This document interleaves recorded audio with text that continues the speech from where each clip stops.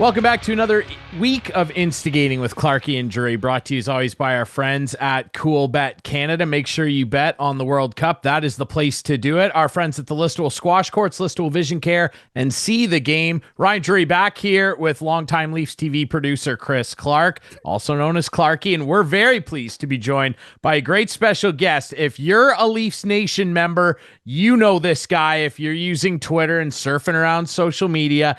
Better known as Tic Tac Tomar. He also does freelance writing for The Athletic. Of course, you can find his writing on Pension Plan Puppets as well. I know a lot of Leaf fans know this guy. Omar White joins us. Omar, how are you, my friend? I'm doing great. We're at a point now where, November is past. The Leafs, I think, went 12-0 and I don't know. They have a great record, which again, scaringly, it mimics what happened last year.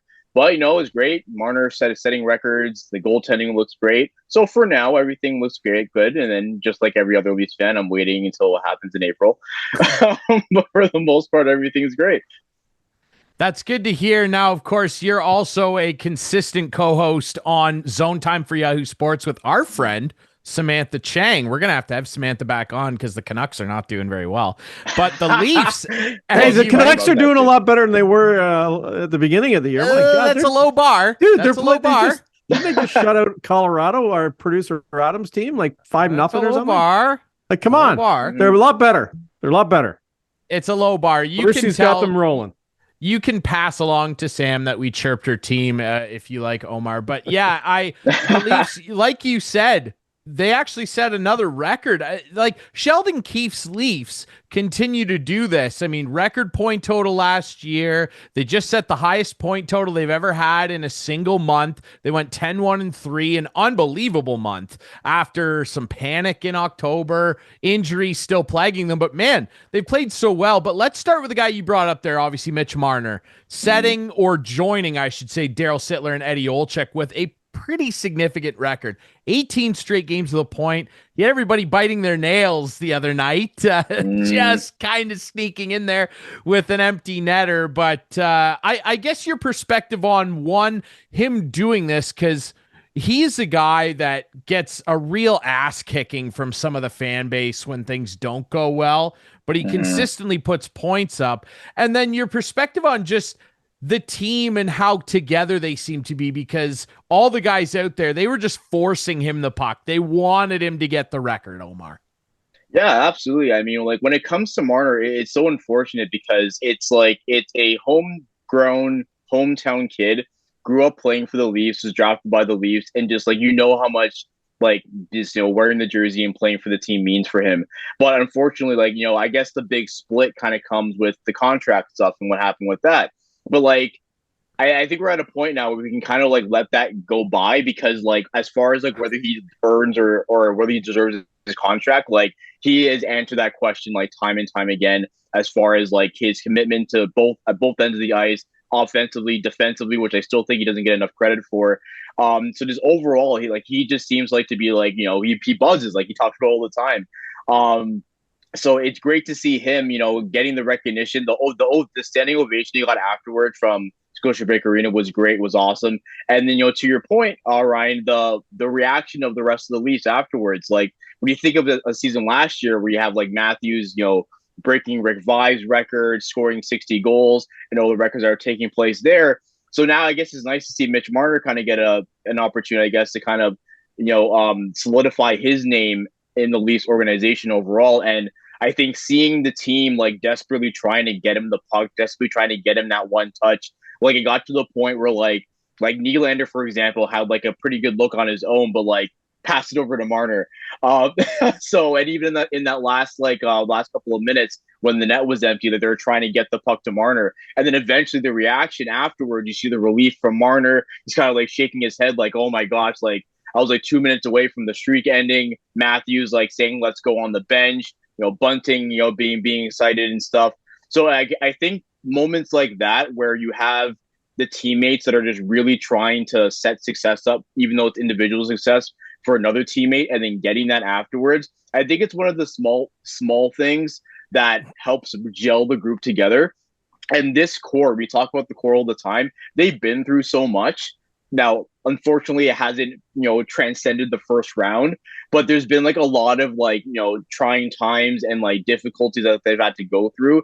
And I think moments like this where, they're getting that recognition, they're getting those individual moments, and they're really trying to support one another. I really do think kind of extends the look and the view of what it means to be a team, especially in this room. And now, again, hopefully at the end of the season, we're having a different conversation. But as far as Mitch Marner and what Mitch Marner means to this team in the city, I think we've seen everything from last night, and that's a big example for it. And hopefully he can keep it going with 19 against Tampa. I probably one of the guys that Ryan has been referencing when it comes to guys who have been tough on Mitch. No, and I call really? him Mr. Fancy Pants at times. But Omar, I want to go back to a specific incident that I think has sunk into him. And that's when things were going bad. The Leafs were struggling against the weak teams. And God forbid, Sheldon Keefe benched him for a shift. And the shit hit the fan after that. And it was like, Sheldon had to come out the next day and explain his reasoning and whatever. But I think he's playing a lot better since that one benching. And I mean, take away a couple of bad blind back behind him passes in overtime that cost them a game. But I think that incident when he got benched that one or maybe even two shifts in that game really changed him and got him thinking, I better play better. Yeah, absolutely. And I think it's the level of accountability you need on a team like this. And especially because the big topic that's especially that it goes around the core four is that the core four can kind of do whatever. Actually, no, that's not true. Like Nylander seems to be like the only player of the core four that seems to be the one who gets benched or gets demoted or whatever. It rarely ends up being Mitch or Austin. So I think seeing that was a nice message for the rest of the team that hey, we're all raising our standards here. Matthews had the point at the beginning of the season saying he wants to be more physical because in the playoffs when the games really matter, the physicality it picks up. So I think that was just a great example of the fact that Sheldon keeps stepping his game up and saying that, we want to do something special and do something important and have success when the games matter, then everyone needs to be on the same page. So I think to your point, Chris, that benching, might have been the kick in the ass that Marner needed because, the beginning of the season, it was tough. There were a whole bunch of random passes, turnovers in the neutral zone, which is what was, from what we've seen, uncharacteristic of Mitch. We know Mitch is a lot better, a lot more responsible with the puck. So since then, he's been great. So I think that's a great message from Sheldon Keefe, that everyone needs to play, everyone needs to buy in. And obviously it's working because they've had a great month and hopefully it keeps going. You mentioned hopefully things will change in April. Of course, all us Leaf fans do. Have you seen anything that would indicate to you that things may be different this playoff? Yes, because one thing that always takes place, that always happens with this team, is that when something doesn't go according to plan, that's when things start to kind of implode, right? We think back to the first thing that comes to mind is the Montreal series, where unfortunately Tavares had that scary injury, that scary collision. They lose that game, which makes sense. They battle back. They had their one game away, and they just can't get it done. They don't have that killer instinct because probably the thought process was, okay, well, we have Matthews and Tavares. They have who, whatever. We can just deal with them, whatever. The series against Columbus, which wasn't the playoffs, but still a playoff-like mentality in the bubble. This is just an easy team. We'll just go through it. Okay, well, what happens when that easy team decides to play you tougher? What happens when you have a couple of injuries? And this season, we've had a lot of significant injuries. Riley's out. Brody's out. When Brody went down, I was okay, well, now we're in trouble. But the team overall has been able to play better, has been making smarter decisions, especially when it comes to game management. That's one thing that's been driving me nuts about the team. It's you're up it's a 2-1 hockey game. It's a minute left in the period. Why are we trying to make a stretch breakout pass from the defensive zone or whatever?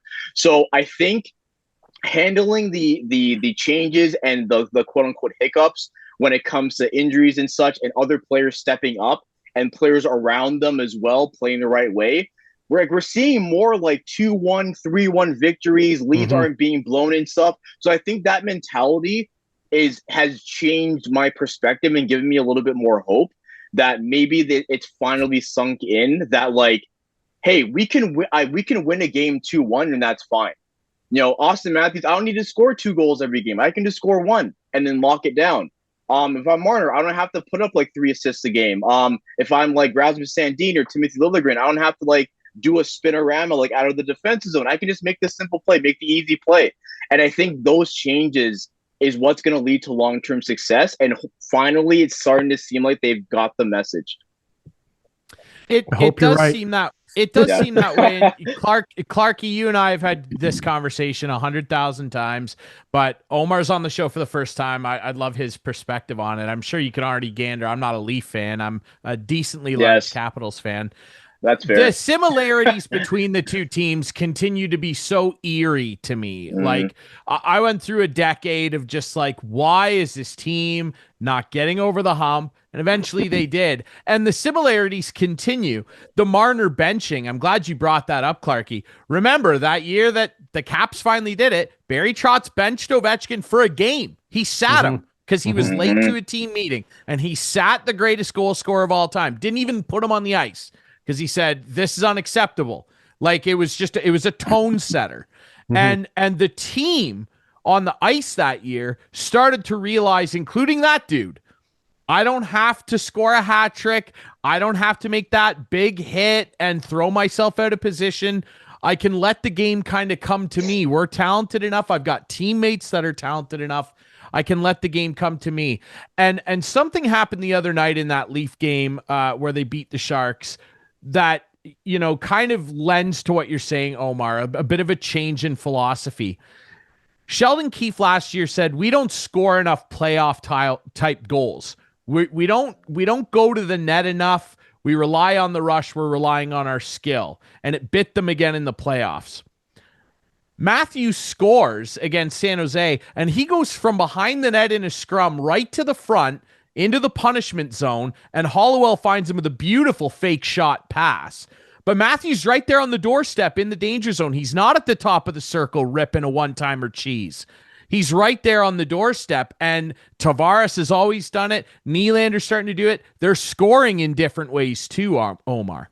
Yeah, absolutely. And I think, and the big conversation piece when it comes to Matthews, because like everyone expects like, oh, Matthews is going to get 50 goals, 60 goals. So when he's not scoring at the pace we expected, something's going wrong, is he injured or whatever.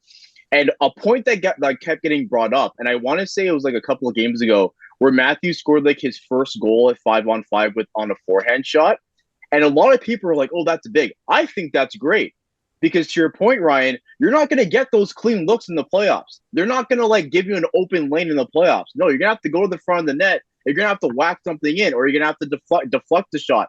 Now, Matthews, has shown that he has the ability and the talent to make himself invisible, evade defensive coverage and all that type of stuff. Granted, at the beginning of the season, teams were making it very, very difficult. It was very clear that the book was out on Matthews. Like, any cross ice passes they were attempting on the power play were being stopped. So now, instead of like relying on those cross ice passes, they're doing more short, quick passes, those tic-tac-toe plays, and all that type of stuff. So yeah, I mean, they've been burned over and over again. And I remember, I want to say it was the Montreal series again, where just the power play was just non-existent. It's got to the point where like they would get a power play and it's like, oh gosh, can we return it? Like, we get a penalty shot instead, because it just wasn't generating anything, because they do the same thing. Marner would have it go up and down the wall, ring it around the side. You get it to Nylander, up and down the wall, passes it to Riley, back to Nylander. This pass, looking for the highlight reel play, looking for like the one-timer or like the curl and drag. But that's not always going to be the case. You're not always going to have that. You're not always going to have that. So because of that, I think it is good that Matthews is starting to, I guess, go to those areas a lot more. Tavares has always been a player that's been willing to do that. Nylander has had success in front of the net, and Marner is shooting more. Granted, as a playmaker, he does have a tendency to pass more often, but last year we saw a great improvement of him, of that he's starting to shoot more. And after 35 goals, if he continues that and he's starting to see himself more as a shooting threat, then teams aren't always going to look him off and assume he's going to pass. They're actually going to try to maybe stand square to him a little bit. So I think the variety, and that's something that the Leafs always seem to put themselves in, where they're a creative team offensively, but then they stick to the same things. And I don't want to like dump on them, but I think that's been something that's been so interesting seeing the power play with Sandin on the back end instead of Riley, is that instead of getting the passes, now we're getting more shots, and those shots are creating rebounds. Nylander got a goal earlier a couple of games ago from Sandin taking a shot, and then Nylander scoring off of the rebound. So changing it up and mixing it up is going to be huge, especially when you have teams that are pro scouting you. You have Austin Matthews, Mitch Marner, John Tavares, and William Nylander on your team. They're going to be looking at what your tendencies are, and you have to find ways to mix it up a little bit. You know, we went into this season, at least I did as a Leaf fan, really questioning the goaltending. And if there's one thing that I believe has been really good and really consistent all season long, even though Ryan keeps telling me, just wait, Samsonov will do what he does every year. Wait. Well, so far, knock on wood, that's been a very good tandem, and I even think Shelgren's filled in admirably as well. Going into the season, where was your mind at with the goaltending, and how do you think it's turned out? Oh, I thought we were screwed. I thought we were screwed. When the reports came out that the Leafs were interested in Matt Murray, the first question was like, why? Like, there's like Billy Husso's available, Darcy Kemper's there. I mean, like, I'm like, is there no one else? Like, is there no one else? Yeah. So, yeah, I was just sitting there thinking, okay, well, this is slightly concerning, but you know what? You know, as Leafs fans, we play the what if game. You know, hey, you know, Matt Murray, he won some Stanley Cups one day. What if he becomes that? That'd be great. Usually he looks way better than I thought he was. Oh my gosh, I've been so surprised because literally all I wanted was like, just give us league average goaltending, and I will not say a single thing. Because last year, for a long part, we didn't get league average goaltending. Jack Campbell had a sick month, and then it was kind of up and down. Peter Mrazek, that's a whole different conversation. We don't have to talk about exactly. Peter Mrazek. We don't have to go down that. But like, yeah, all I wanted was just like league average goaltending, or at the very least, give the team a chance to win. You don't have to like make dramatic save after save, but like if they're buzzing in the offensive zone, and then, like, you know, mistakes happen. The puck gets coughed up at the blue line, and you have, like, you know, a rush or something. Just make the save. Give the team a chance. And that's something that bit the Leafs last year. And I've been so surprised of how my expectations have been just, like, expanded. Because both goalies have looked very steady. There hasn't been a game where I've watched either Murray or Samsonov and said, like, oh, my gosh, like, oh, okay, here it comes. Here comes the goal. Granted, Samsonov has to stop trying to play the puck every time he tries. Every time, because I remember that every time he does it, I'm like, okay, now I see it. Let's stop doing that.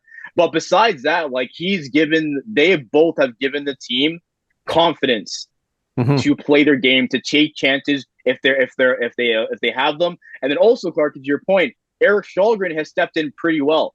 Because even when Matt Murray went down after the first game, another like, okay, here we go again. You know, Källgren stepped in. He wasn't amazing. He wasn't like a trailblazer or anything, but like he gave the team the goaltend that they needed to at very least have an opportunity.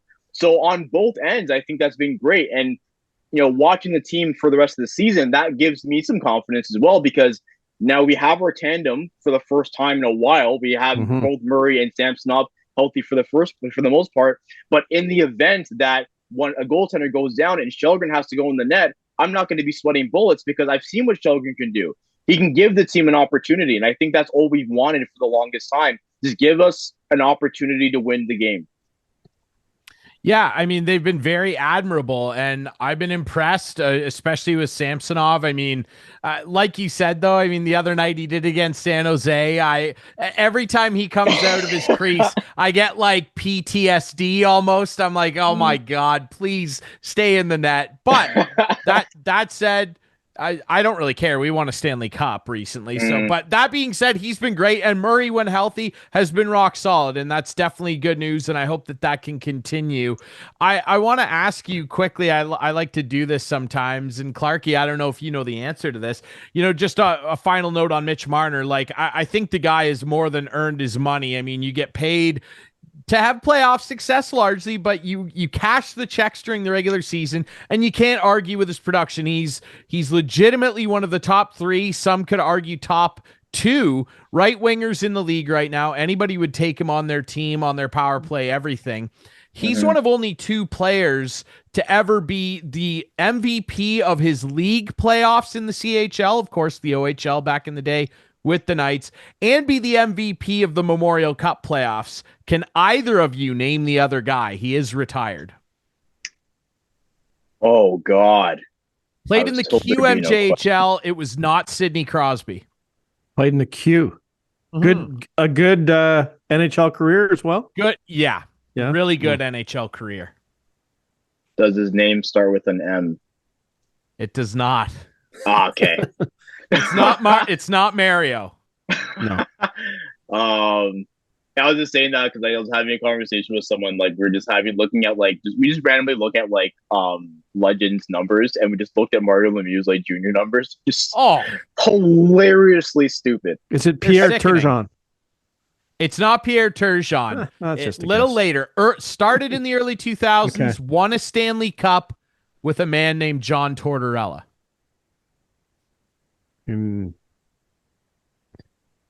Oh, God. So then that's a Tampa team in 2004.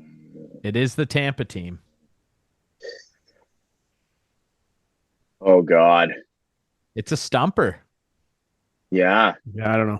I give. It is Brad was it? Richards. Oh, is it? Okay. My other guess was going to be the Cavalier, but I don't think he was. No, probably not. Okay, Brad Richards. Well, he didn't win a Memorial Cup, but yeah, it's interesting piece of trivia to take home with you there. Thank you very much. Now, Omar, I know, and I love watching Zone Time. Of course, our friend Sam's on there. We love Sam. I've been chatting with her for a long time. She's great. The broadcast, again, if you're not listening to that, it's fantastic.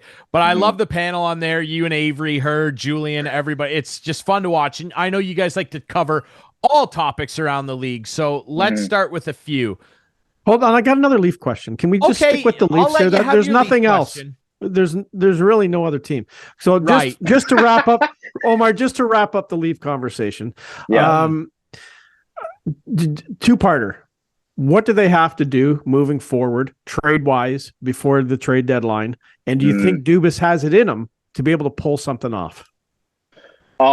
So as far as what they need to do, I do think we need an upgrade at some point on the left wing, especially with Tavares, because right now Sheldon Keefe is not at a point where he wants to or is willing to. I don't say willing, more like wants to, or feels comfortable with playing Nick Robertson on that second line. Whatever. Kerfoot seems to be his go-to to go back there, and it's just not it. I know that Kerfoot does a lot of little things, and he had a pretty good game against San Jose with 2 assists, some great plays, but just Kerfoot I don't think matches styles, and he also just doesn't have the finishing. And it's been and I've seen it a lot this season where Keefe has tried to play Kerfoot in the top 6, and he gets some amazing looks. There was one game where he had 3 clean looks and just missed or just whiffed or just didn't get enough on the shot. And if he hadn't have been celebrating a goal once that didn't go in, he would have got a goal then. And then too. right down there. Just wait till it goes in the net. Oh my gosh, exactly, right. So I think that needs to be the focus, is trying to get some maybe a mix of grit and skill that you can play on that second line. With Tavares, I think that could be that should be the focus. Now, as far as will Dubas do it, I think he has to. I mean, I know for the most part, Dubas is kind of shied away from making the big go for it deal. But this year really does seem like if something's not done in the playoffs, there's going to be some significant change. And I really hope that that fix on left wing isn't let's just wait for Matthew Nyes. I really hope that isn't it, because I think that's a lot of pressure to put on a kid coming right out of college.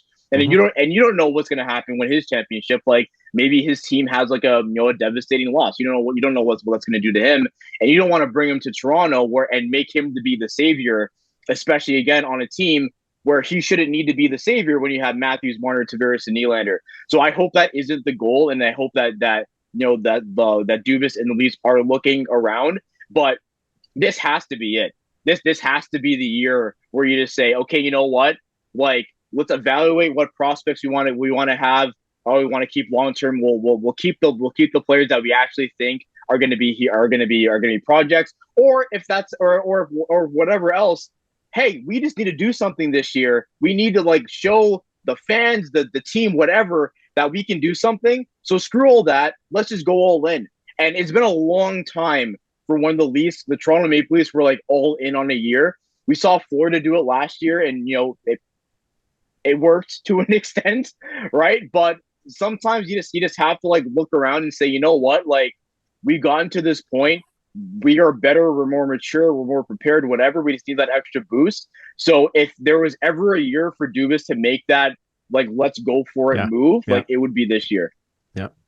I certainly agree, and I don't want to scare anybody and be this guy, but those Florida Panthers, they wouldn't have even made it to the second round if it wasn't for a guy named Ilya Samsonov. Anyway, moving on. I'm just saying.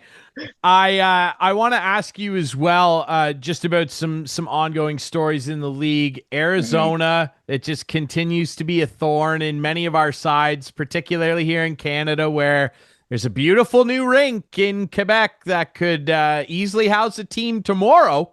Tomorrow night, the Nordiques could come back.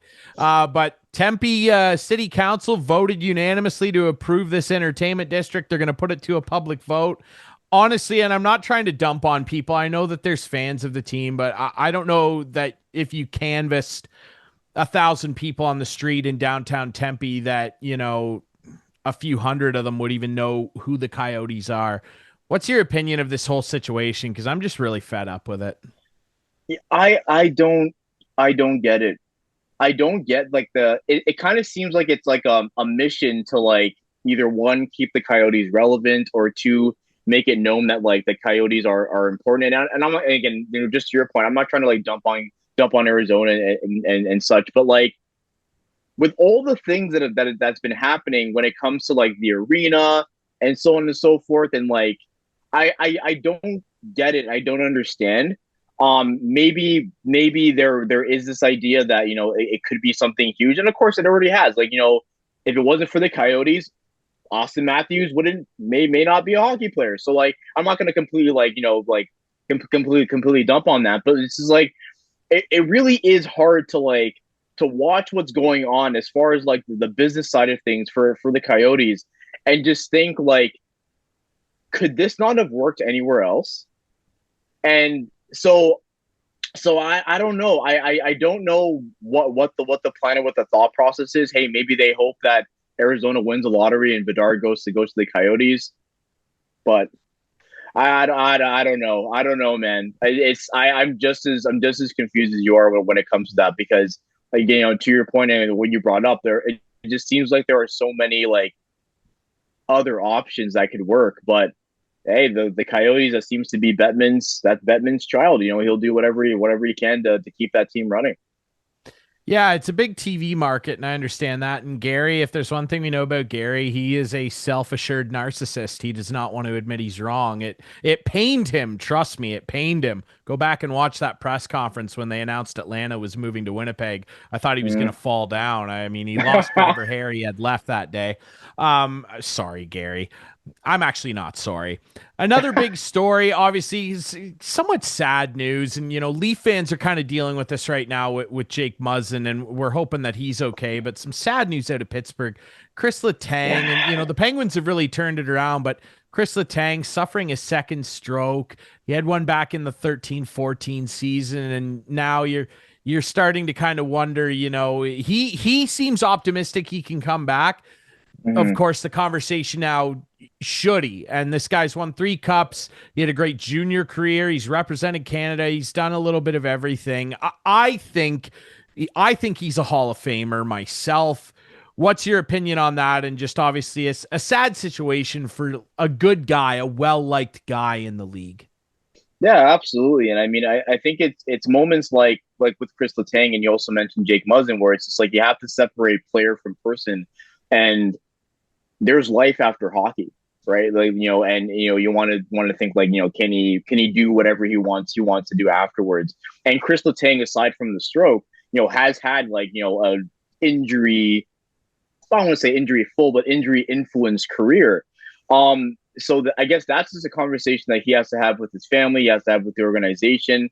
Obviously, if he feels good, if he feels okay, if he's getting the right advice from like medical staff and medical teams and such, then that'd be great. The game is better with Chris Letang in it now. But on the other side is you have to think about the person, and he's accomplished a lot. And I don't think anyone would or nor should wag a finger or shake their head if a decision did come down where Chris Letang said, you know what, I think for the betterment of myself and my family, I think I'm going to hang them up. But again, I guess we'll just have to see there. Now, as far as being a Hall of Famer, yeah, I definitely agree with that. I mean, when you think of the Pittsburgh Penguins, man, like, yeah, we think of Sidney Crosby and we think of Evgeny Malkin, but like Chris Letang has been there too. Like, and there are so many plays that can come to mind of what he did on the blue line, especially those years where like Pittsburgh was really, really dominant.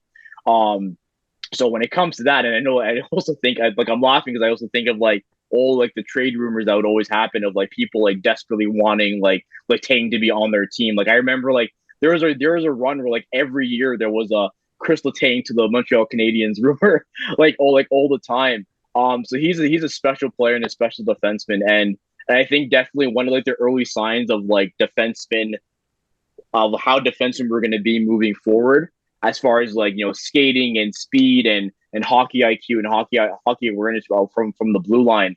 So I hope he's okay. Again, not just as a player, as a person, and I hope whatever decision he makes, is well thought, which I assume it will be. But if it does come to a point where this is the end for Chris Letang, as a hockey player, I don't think it'll be the end of him as part of like the NHL overall, especially the Pittsburgh Penguins. Like he's a player that I can definitely see like working within the organization at some point. And that'd be great to see long term. Yeah, can definitely see that guy ending up being like a director of player development or something. Exactly. Like that. Final one, and please, I know Clarkey, we talk about the Leafs a lot. I do this a lot for you, all right? And Omar's a big Leaf fan too. We got our Leaf chat in. Please allow me to indulge a little bit of my guy. Go ahead. Because yeah, the big boy. He overtook Wayne. Yeah.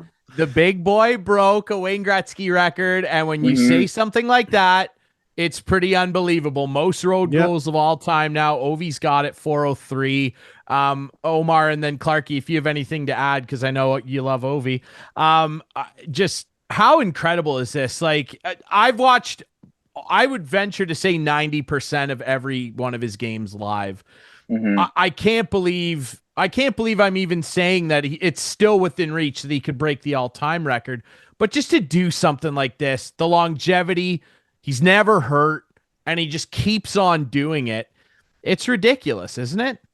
Yeah, Ovechkin's like a hilarious player, because I remember there'd be years where it's like you think, okay, maybe the goal scoring is kind of gonna take a step back, or we're gonna slow down a little bit, and then he'll just rifle off like hat trick, 2-goal game, hat trick, 2-goal game, like out of nowhere, and then end up winning a rocket or whatever. But what he's the fact that he's close, like the fact that he is close to putting up numbers that could surpass Wayne Gretzky as far as totals go. I want to say he's pretty close to Gordie Howe right now, and to your point, he passed Gretzky's road scoring total. Like it just speaks to, again, just the raw production that we've seen from Ovechkin throughout his entire career. Like we can, I think for the most part, like everyone will have like 5 OV goals in their head that they like won't forget. And unfortunately, Clark, you can probably speak to this as a Leafs fan. We have watched Ovechkin decide, you know what, it's the Leafs. let's have some fun on a Saturday night, and just like clap like a one timer from the same spot, which that still blows my mind that like the same spot he always gets his shot, he always gets his cookies there. So like Ovechkin is a like special isn't even a word to describe it. Just the raw offensive power and the raw threat and the raw production. And again, the fact that we're at this point now where we're surpassing Gretzky is even within reach. Again, just speaks to what he's been able to do over the years. And I guess making connection to the Leafs and what we were talking about at the beginning of the episode is that Ovechkin was a player who, for the most part, was very, again, individualistic when it comes to the production, but then learned the importance of everything else. That, hey, I can miss this opportunity for a goal if it means making this defensive play here or covering for my defenseman here and such. And I remember, I think it was when Bad Puck was still around. I think even Ovi like made that direct comparison, saying how, you know, like it's something that he had to learn, and maybe, you know, the team is kind of along the lines that way. And hopefully, if you're the Leafs, like you do want to have something like that. You know, Washington for the longest time, they can never make it out of the second round. Either the Rangers or Pittsburgh would knock them out. And then that year where they finally beat Pittsburgh, it was just like that final like relief. So, you know, when it comes to the Capitals, they always think of Ovechkin, and again, just the raw production he's been putting up for so long has been great, and I hope he does it. I hope he does it. I think it would be so sick. And it's not to like throw any shade on like Wayne Gretzky. Wayne Gretzky is and always will be the greatest player or one of the greatest players to ever play. But just saying that, like, I've been watching Alex Ovechkin his entire career, and we have watched him slowly get closer and closer to Gretzky, and maybe even at one point pass it, would be something so special. And you know, maybe the NHL can make some money off of it and kind of set it up as like a will he or won't he. But I don't know. Who knows? Yeah, it'll be interesting as we record this. Of course, Thursday, December 1st, we're recording this. They are in Seattle tonight, the Caps. But as we record this, he's 101 back of Gretz. He's 9 back of passing Howe, who has 802, and he would be only the third 800-plus goal scorer in NHL history. It's really incredible. 800's not far from 8, and I feel lucky to have watched a lot of his games. Clarkey, you got anything to add to that? Or No, I just can't get that controller disconnected image out of my head when it comes to Ovi. But, you know, it happens to the best of them. There were no video games. Right, yeah. Well, you know what image I can't get out of my head? Yeah, I know. I know. Is this. No doubt. I get it. Low blow. I get it.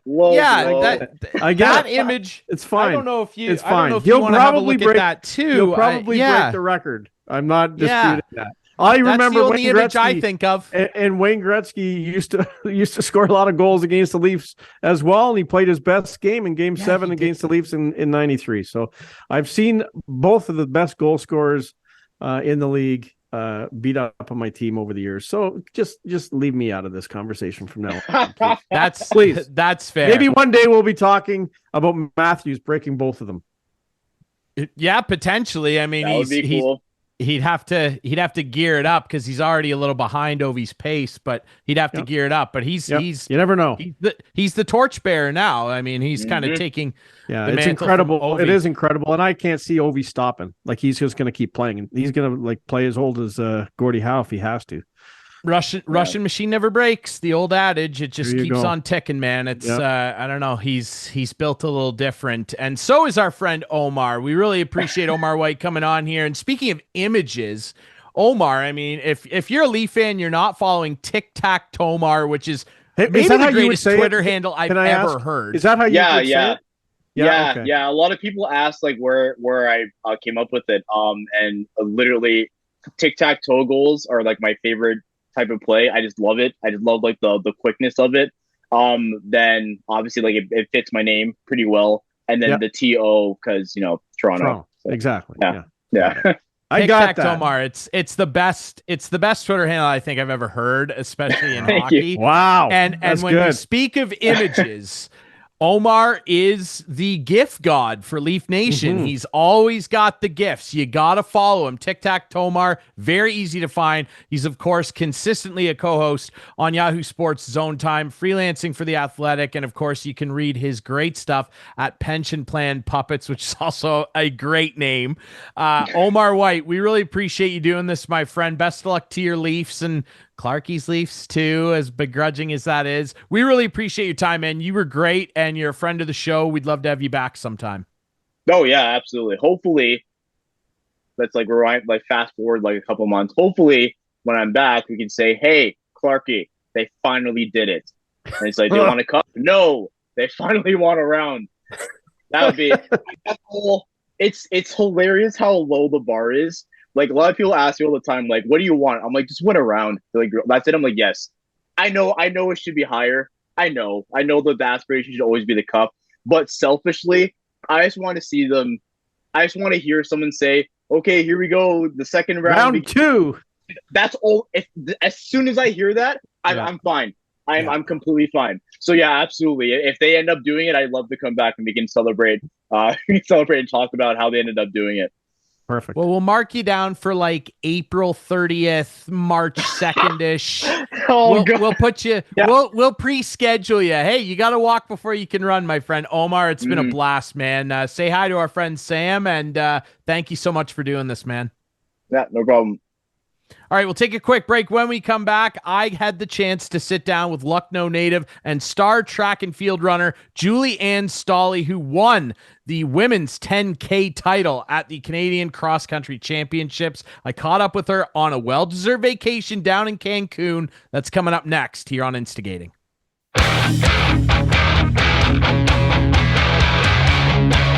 Welcome back to Instigating. Ryan Drury here, and I'm very pleased to be joined by a great special guest. We've chatted with her before. She's an Olympian, and now she is a 10K women's champion at the Canadian XC Championships. Julie Ann Staehli, a Lucknow area native, is with us on the show. Julie Ann, how are you? I'm doing really well. Thanks. Thanks for joining us. Obviously, another big chapter in your career. You are the 10K women's champion at the recent XC Championships in Ottawa.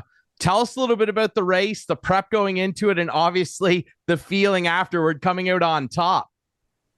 Definitely. I think it's been sort of a culmination this fall season. Coming off of summer, it just felt a little bit, I guess, unfulfilled in terms of my performance. I had an injury earlier in the spring, so coming into September, I knew that I wanted to, continue on and really push through the fall season.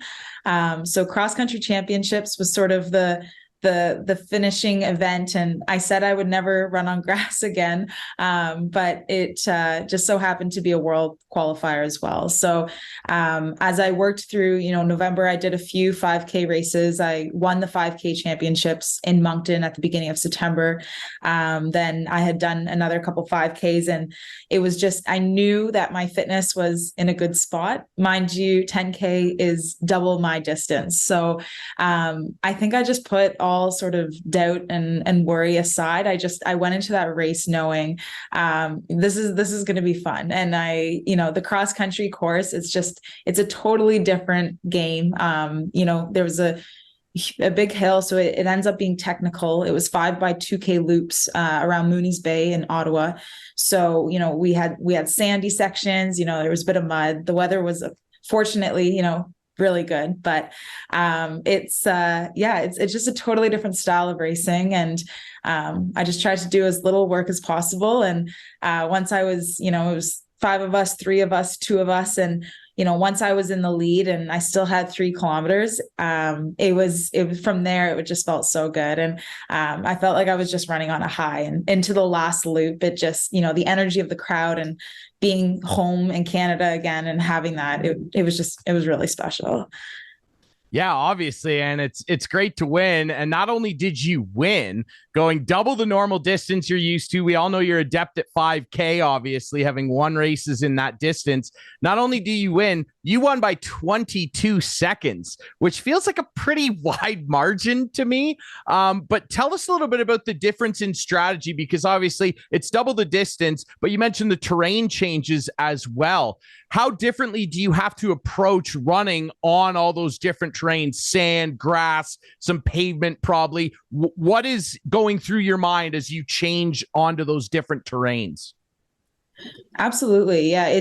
I mean, just the footing alone, when you think about a track compared to the road, compared to the grass, like you're constantly on uneven ground. And I think it starts to become more of a strength-based sport, which that's sort of my thing. Like my strength is my strength. And as a runner, you have to be able to sort of be adaptable in a lot of ways. And that is exactly what cross country is being able to recover quickly after, doing that big incline or, once it got to the sand section, it's like picking your line on the track. Everything is, conditioned. Everything is sort of set to be, optimal. And this is sort of using, sort of tactical approach and, being quick on your feet, but, smart as well in terms of how you run that. And it's sort of a pack mentality because time is irrelevant. You're just looking to win. And in this style of race, we had 3 or 4 Olympians, I believe, in the field. We're coming from 1500, 10K, it's sort of this culmination, there's marathoners in that race. So you don't really know what to expect on the day. And the best thing you can do is really just use that strength in the group and not do any more work than necessary. I think that was my biggest piece is just, relax. Like I was constantly just sort of, shaking out my arms and just feeling like, this race is like being paced for me. Like I just felt like I was, in a workout with my teammates back in Boston and, tucking in and just really going along for that ride until you slowly feel like that momentum of the group is starting to kind of come back to you a little bit. And then you sort of just like strike. And I think once you make that move, you have to commit. And I was hoping it would come down to a 1 kilometer kick, because I do have some speed and I think it's always exciting if you can really just start to hammer and wind it down. But it was a slow sort of burn at the finish, the 3K, about, good 10 minutes worth of running by myself.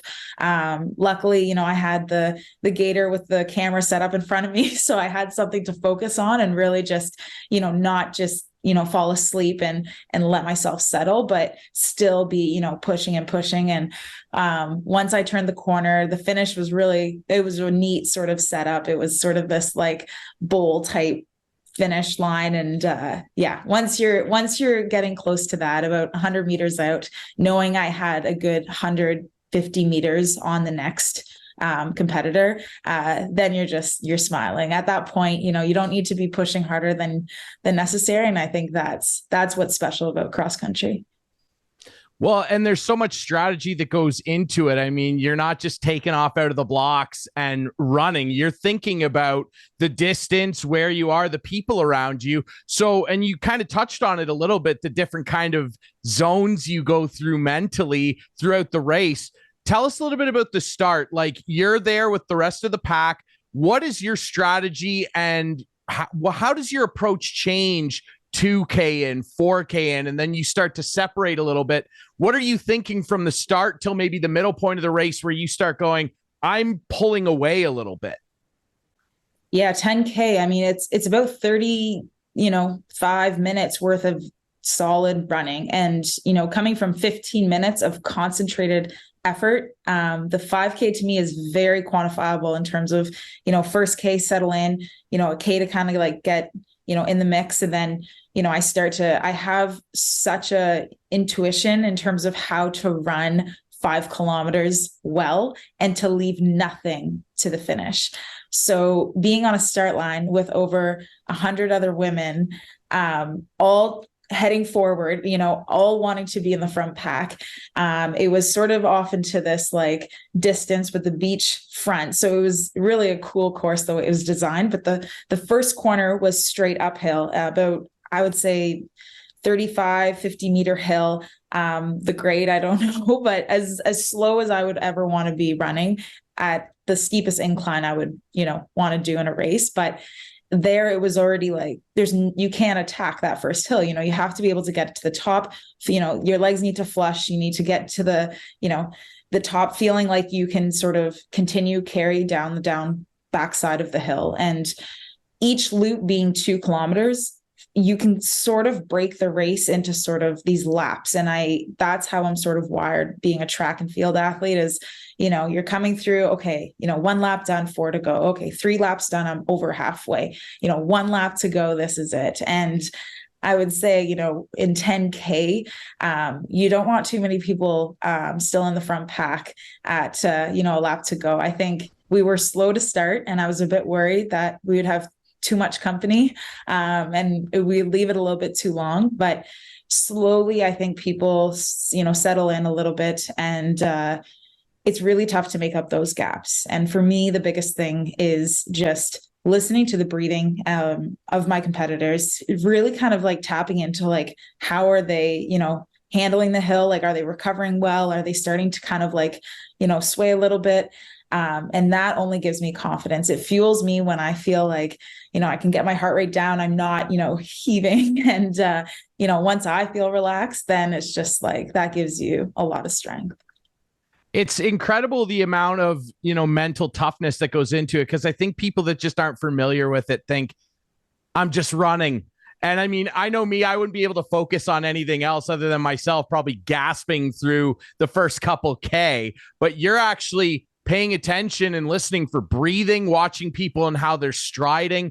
Like, it's an incredible amount of mental focus. And you kind of touched on, the finish where you're well ahead with like 3K to go and you're kind of focusing on the camera to keep concentration, and you're anticipating kind of it being a little closer, but with 3K and you're ahead.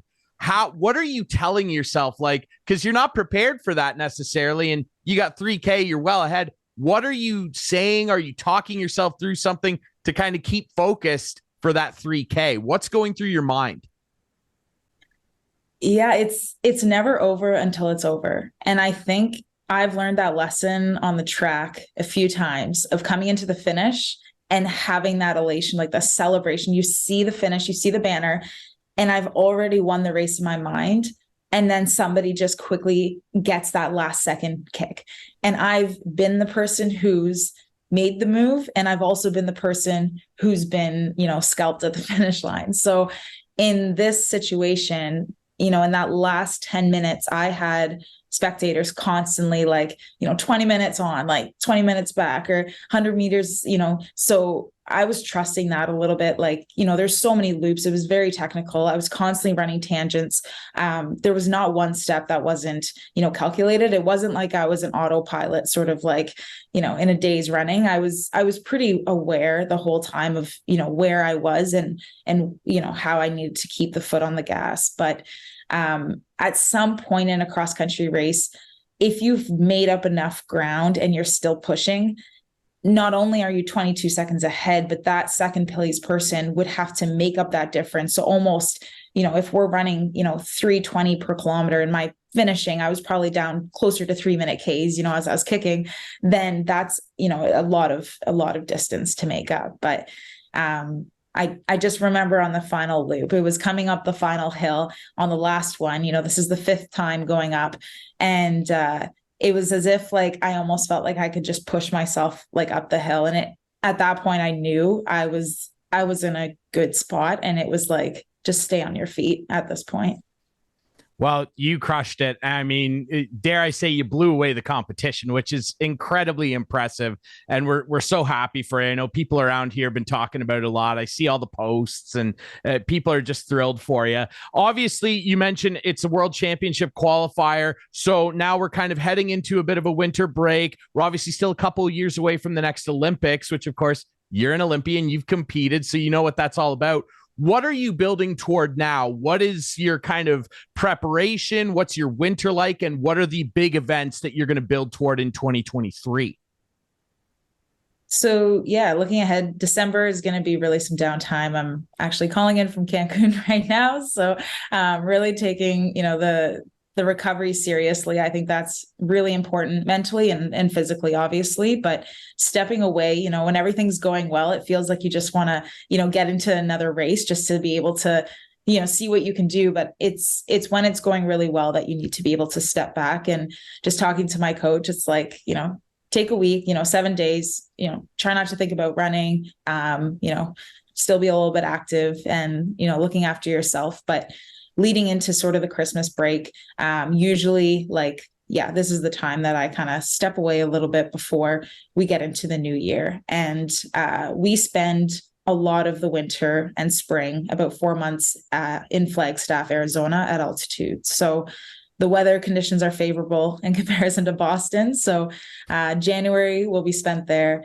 February, World Cross Country Championships are happening on the 18th in Australia. So there will be some sort of lead up towards there, a national training camp potentially. California is usually a spot for that. So February will be sort of on the road. And then as we lead towards the summer, World Outdoors will be in Budapest at the end of August. So it will be sort of a stretched out year. And it will be really important to be smart in terms of how things are scheduled so that, you're peaking at the right times and you're also able to carry that fitness through.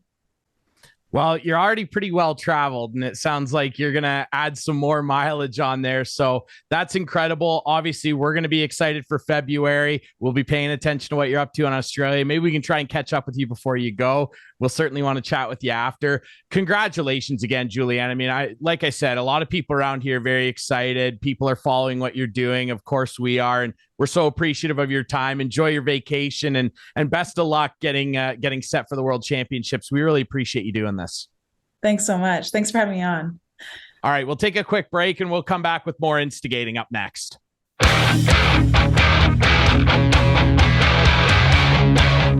Well, thanks to our friend Julianne Staehli back here on Instigating with Clarkey and Drury. Thanks to Julianne for catching up with us down in Cancun on vacation. She's a beauty. What an incredible accomplishment. She's an Olympian. She'll be an Olympian again for sure.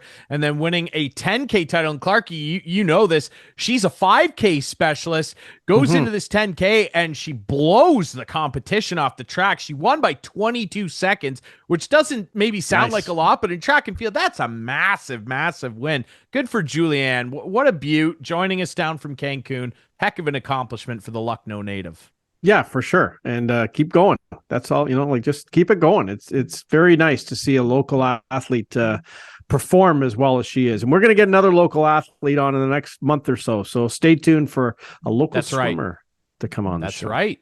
It's going to be exciting stuff. Yeah. I love the tease. That's good. You learned something at Leafs TV, didn't you? That's right. Good. Yeah. Keep always say what's coming up next. That 100%. Now, we got to talk about some things real quick. Let's just get it out of the way. Canada 0-3 at the World Cup. It's over. Whatever. I never watched. You told me not to watch, so I didn't. Did you? You said you weren't going to watch a second, Ryan. Highlights. I didn't turn any of the games on live. Okay. I just don't care. But I saw highlights, obviously. I'm sorry. I'm just not a soccer fan. I don't care. No, it's fine. It's fine. I don't care. Hey, they're 0-3, but joint hosting. Anyway. Joint hosting in 2026. Can I just share something funny? I don't tweet a lot. I know. Someone blocked me on Twitter. Wow. Yeah. Mike Harrington from the Buffalo News, who I know who he is. Yeah. He just unbelievable. And I know he's probably just trying to rile up the Leaf fans, but he comes across as a guy who just doesn't know hockey. He's pretty over the top. He was all over the Leaf fans. He was all over the Leaf fans for that goal that the net came off and they put it in. Buffalo scored a goal that way in the Winter Classic a year ago. He couldn't remember that one. But he just kept saying that just happens because the Leafs get all the calls. I'm like, you don't watch any Leaf games because they don't usually get any calls. However, it was just funny. And I went at him a couple times and he blocked me for just stating facts. He didn't like that too much. But I'm like, wow, I can't believe I finally got blocked on Twitter. So if you're a Leaf fan and this guy, just go on there and start hammering away at him. If you want a glory block. Yeah, just go on there and hammer away at this guy. He's the guy to target. Take it.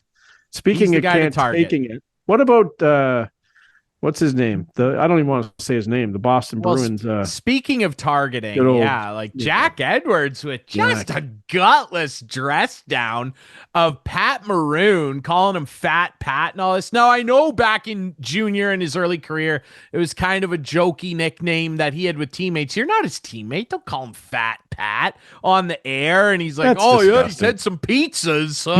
That weight was from 3 straight Stanley Cups. First game of training camp. He's had a lot of pizzas since then. You know what? Come on.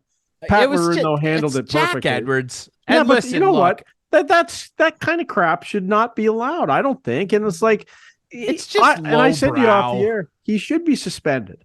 Like, the league should have been able to step in there and do something. Or even the network he works for should have said, that's not acceptable. That's not acceptable. They like him, he's... Of course they like him. He's like the Joe Bowen, and I'm not saying I don't want to compare him to Joe. I don't want to compare him to Joe because he's not. But all I'm saying is the fans love him for some reason. They love him. I think, though, like, my general, like, consensus gathering on Twitter is people are starting to kind of run a little thin with him. Well, they down should. There. So, they should. Yeah, he's not my favorite. And hey, far be it for me. It's my dream to be a play-by-play guy. I'm not trying to like crap on his play-by-play style, but just the stuff he says sometimes, just like, come on, man. Like, what are you doing dumping? Right. Where are your 3 cup rings, Jack? Yeah. You never had a slice of pizza? Come on. I thought it was lame. Anyway, I wasn't very appreciative of that. But Pat Maroon took the high road. He made a donation, for different types of things like eating disorders and body shaming and stuff. He made a great donation down in Tampa, and people have really piled on and started donating in Jack Edwards' name, which is pretty hilarious. All right, we'll wrap up the show here just quickly. I just want to say we don't really do this that often, but we lost a rock legend this week, man. Christine McVie of Fleetwood Mac, man. Just so sad. My favorite member of Fleetwood Mac. Just really sad news, man. And she wrote all their best songs, in my opinion. Sweet Lies and all that. Like, dude, Christine McVie, what a legend. We lost her. It's just very, very sad. So rest in peace. She was a rock goddess, and it's just sad to lose people like that, man. All right, we really appreciate our friend Omar White for joining us on the show. Lionel Richie got put in the Rock and Roll Hall of Fame too. We should mention that. Did he really? Yeah, that's right. Yeah, well, he should be. He should be in the Rock and Roll Hall of Fame. There you go. That is what he was looking for.